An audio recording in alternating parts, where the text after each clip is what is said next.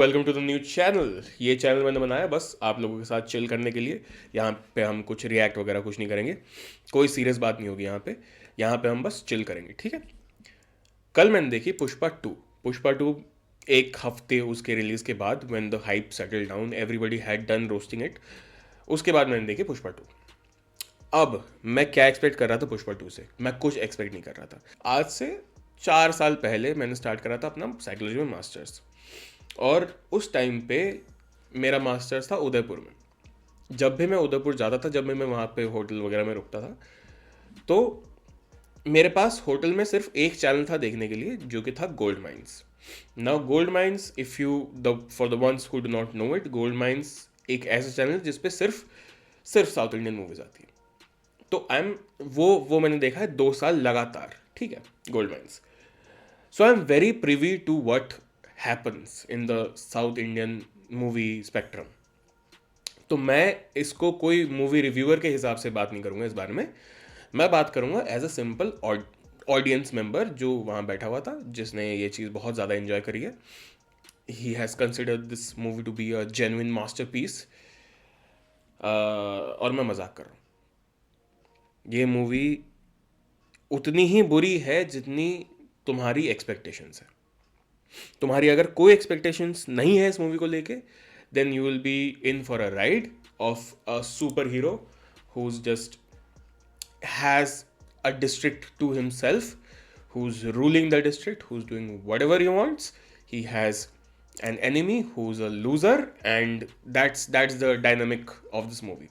He has a wife who is devoted to him, and that's the story. The movie starts with Japanese anime entry of Pushpa. Pushpa एक container में बंद था, वो container गिर जाता है, वो कंटेनर के नीचे पानी होता है, और जो कंटेनर का वो बाहर का वो जो लेबल होता है उस पर कुछ कुछ लिखा होता है, वो उल्टा होता है। एक इंसान, जापानीज इंसान, पानी में पढ़ता है कि वो जो उल्टा चीज़ लिखा हुआ है वो पुष्पा लिखा हुआ है, तो कंटेनर पुष्पा का था, उसमें से लाल चंदन निकलता है और निकलता है पुष्पा। पुष्पा को उल्टा टांग देते हैं, जो कि ट्रेलर में भी थोड़ा बहुत देखने को मिल ही गया था। और बस उसके बाद मारपीट थोड़ी बहुत स्टार्ट होती है और पुष्पा गिर जाता है पानी में। नाउ वी उसके बाद फिर उसका थोड़ा बहुत पास्ट वास्ट का दिखाया जाता है कि उसको पानी में कैसे डर लगता था, और फिर वो अचानक से उठ जाता है। ये सारा ना, you will look at it as a beautiful like anthology of different stories coming together. कोई कनेक्शन नहीं उन उन उन 3-4 स्टोरीज के अंदर अंदर, क्योंकि एक स्टोरी चल रही होती है पुष्पा वर्सेस फहद फासिल, शेखावत, जो भी नाम था उसका, Fahadh Faasil, address him as Fafa. So एक स्टोरी चल रही होती है पुष्पा वर्सेस फाफा वाली, जहाँ पे Fafa is trying very hard to get Pushpa and his chandan and get revenge, and वो एक अलग स्टोरी है।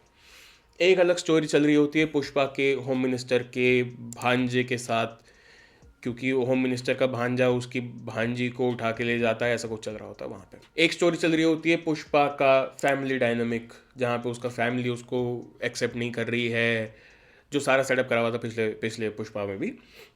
उसकी बीवी प्रेग्नेंट है, उसका बच्चा होने वाला है, फलाना ढिमकाना। तो ये 3-4 ऐसे एंथोलॉजी है पुष्पा, ठीक है। तुम्हें ना पता नहीं है, तुम्हें पता नहीं है कि एक स्टोरी को अप्रिशिएट कैसे करते हैं।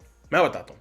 If you imagine Batman versus joker, you imagine Batman to be a very serious person who's very responsible, who's so Pushpa is Batman, ठीक है, and you imagine Joker to be a mastermind, but also he's an absolute clown. So you see Fafa as an absolute clown, ठीक है।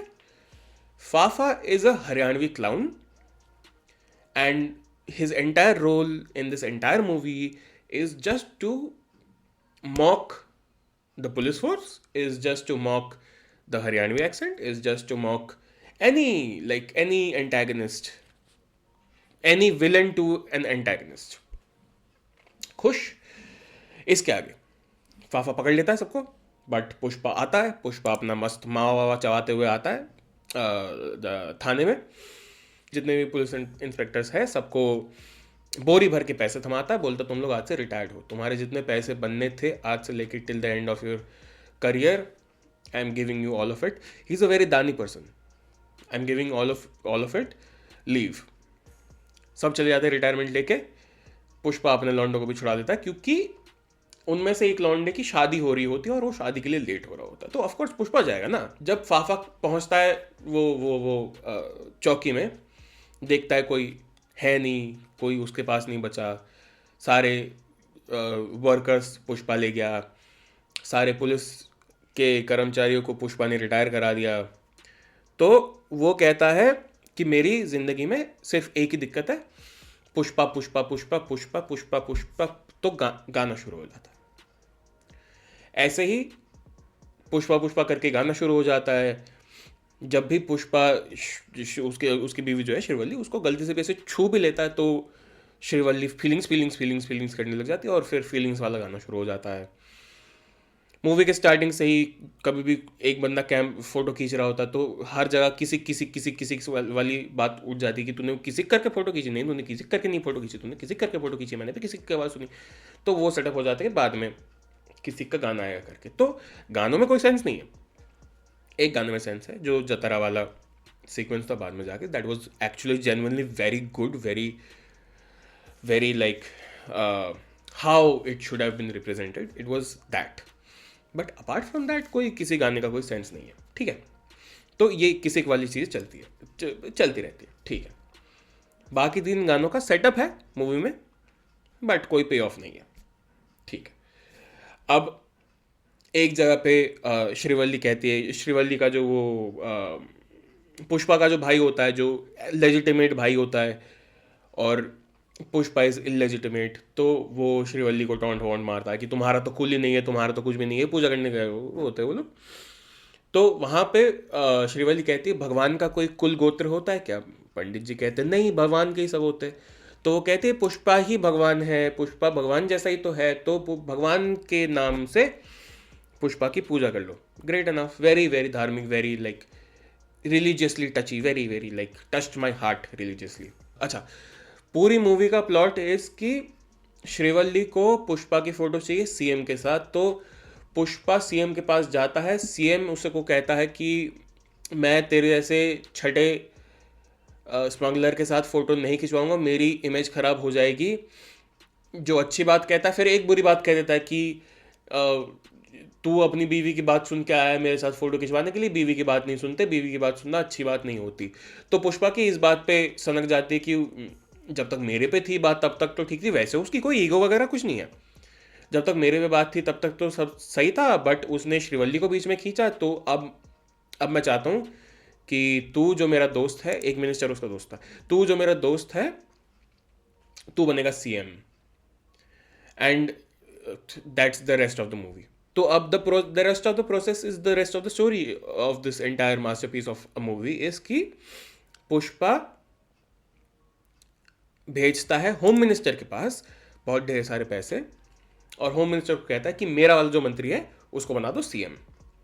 Home minister कहता है इसकी औकात नहीं है, बट फिर पुष्पा कहता है मैं तेरे को बहुत सारे ढेर सारे पैसे ला के दूंगा, तू इसको सीएम बना दे। अब होता ऐसा है कि वो पैसे लाने के लिए वो मिलता है एक शेख से, दुबई के शेख से, जिससे वो ऑर्डर लेता है लाल चंदन का। और बाकी की स्टोरी वही है कि फाफा वो लाल चंदन पकड़ने की कोशिश करता है हर बार, बट वो उसके हाथ में नहीं आती, और पुष्पा कैसे ना कैसे करके वो चीज़ें कंसाइनमेंट पहुंचा देता है। स्टोरी आगे बढ़ती है पुष्पा को सॉरी बुलवाने से। अच्छा, सिंडिकेट का बंदा मर जाता है, सबकी फट जाती है, तो मंत्री जाता है फाफा से मिलने के लिए, क्योंकि फाफा ने मारा होता है सिंडिकेट वाले बंदे को। तो फाफा के पास जाता है, फाफा को कहता है कि कितने पैसे चाहिए, मैं तुम्हें 10 करोड़ ये मुआवजा दे दूंगा, तुम एंजॉय करो अपनी ज़िंदगी। फाफा कहता है मैंने अपने सारे कपड़े खोल दिए थे, मेरी बहुत ज़्यादा बेइज्जती हुई थी, तुम अपने, मंत्री को कहता तुम अपने कपड़े खोल दो, फिर तुम्हें पता चलेगा कि बेइज्जती क्या होती है। तो मंत्री नंगा हो जाता है, मंत्री कहता ले ले, मैं तो अपने कपड़े खोल के ही आया था मिनिस्ट्री में, ले क्या उखाड़ लिया तूने ये करके चैलेंज देके। तो फाफा कहता है नहीं मुझे कुछ चाहिए, ये वो फलाना ना। तो मंत्री कहता है मैं पुष्पा से सॉरी बुलवा दूँ, हो जाएगा फिर शांत। तो फाफा कहता है हाँ बिल्कुल मज़ा आ जाएंगे। तो फिर एक फंक्शन सा होता है, पूरा ग्रैंड फंक्शन सा होता है, जिसमें पुष्पा आता है बिल्कुल पिया हुआ, आंखें नहीं खुल रही, कहता है सॉरी करके वो चले जाता है। वो फाफा रिकॉर्ड कर लेता है और बार बार सुनने लगता है। तो फिर पुष्पा कहता है नहीं यार मैंने गलत कर दिया, ये मुझे सॉरी नहीं बोलना, मैं बड़ा चोमू लग रहा हूँ, मैं खुद को देख के भी चोमू लग रहा हूँ, मेरी बीवी के सामने भी चोमू लग रहा हूँ, मेरे ड्राइवर के सामने भी चोमू लग रहा हूँ, मैं 4 लोगों के सामने भी चोमू लग रहा हूँ, अब मैं चलता हूँ वापस। तो पुष्पा अब फिर से अपनी गाड़ी में बैठता है, फिर से वापस आता है। वो जो फंक्शन से जब फाफा निकल रहा होता है तो उसकी गाड़ी को ठोकता है, गाड़ी जाती है एक पुल में, वो पुल पुल नहीं पूल में गिर जाती है गाड़ी। वहाँ पे फहद फासिल भी पूल के अंदर घुस जाता है, गिर जाता है गाड़ी समेत, और फिर पुष्पा उस पूल में मूत्र विसर्जन कर देता है। तो फाफा की और किलस जाती है कि इसने मेरे ऊपर कैसे मूत्र विसर्जन कर दिया, ये वो करके। तो और उसकी ह्यूमिलिएशन हो जाती है, तो it gets one step ahead above. और फिर कुछ फिर बस इंटरवल, फिर आ जाता है जतारा वाला सीक्वेंस। जतारा वाला sequence is very beautifully shot, very nicely shot. I would like to appreciate it. But then we get back to the छिछोरगिरी। फिर उसी वाले इसमें कुछ लौंडे आ जाते हैं, लौंडे आके पुष्पा की भांजी को छेड़। छोड़ो ना यार वो फैमिली वाला। तुम अच्छा, मैं तुम्हें सीरियसली बता रहा हूँ, अगर तुम मूवी के 3 घंटे मार्क से भी आधा घंटा पहले निकल जाओ तो भी it's a full movie for you. And में कुछ ऐसा होता है कि पुष्पा जाके इसके होम मिनिस्टर के भांजे को मार देता है, होम मिनिस्टर के भाई को भी मार देता है अपनी भांजी को बचाने के लिए, जिसकी वजह से वो अपनी भांजी को घर ले आता है, और उसका जो भाई होता है, जो लेजिटिमेट भाई होता है, वो उसको माफ़ कर देता है, और फिर हैप्पी फैमिली। और फिर जाके बॉम्ब ब्लास्ट हो जाता है कहीं ना कहीं पे। Does not matter as much. Movie end वहाँ पे होती है जहाँ पे फाफा को मिलता है वो नकली वाला लकड़ी, और फिर वो जो नकली वाले लकड़ी को जहाँ पे उसने रखा होता है वो गोदाम में वो आग लगा लेता है, और सपोजिटली वो मर जाता है। बीजेम भैया इतना लाउड था कि उसका जो बीजेम का बेस था ना हॉल में, वो मेरे सीने में सुनाई दे रहा था, छाती में मुझे वो बीजेम का वो आ रहा था। ठीक है, गाने तो बीजेम को मैं 0 out of 10 दूंगा, क्योंकि बीजेम बहुत लाउड था।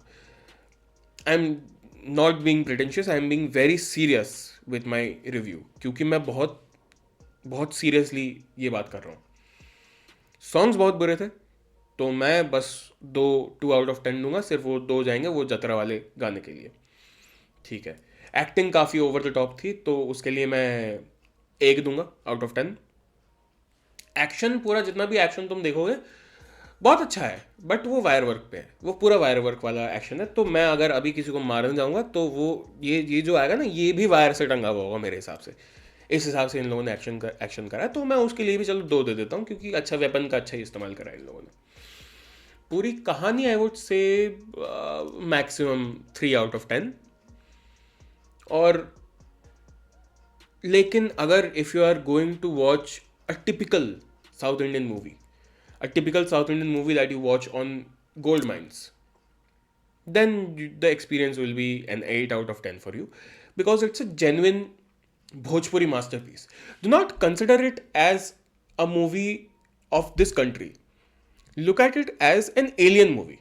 एक एलियन लोग आए, उन लोगों ने ये मूवी बनाई और तुम्हें दिखा दी, और सारे कॉन्सेप्ट खुल गए तुम्हारे दिमाग के कि ओ कलर भी इतने सारे हो सकते हैं एक मूवी के अंदर, बीजीएम भी इतना लाउड हो सकता है एक मूवी के अंदर, इतने बुरे गाने भी हो सकते हैं एक मूवी बिल्कुल बेसलाइन स्टोरी हो सकती है एक मूवी के अंदर, जिसके ऊपर बस चल रहा है 3 घंटा 22 मिनट का।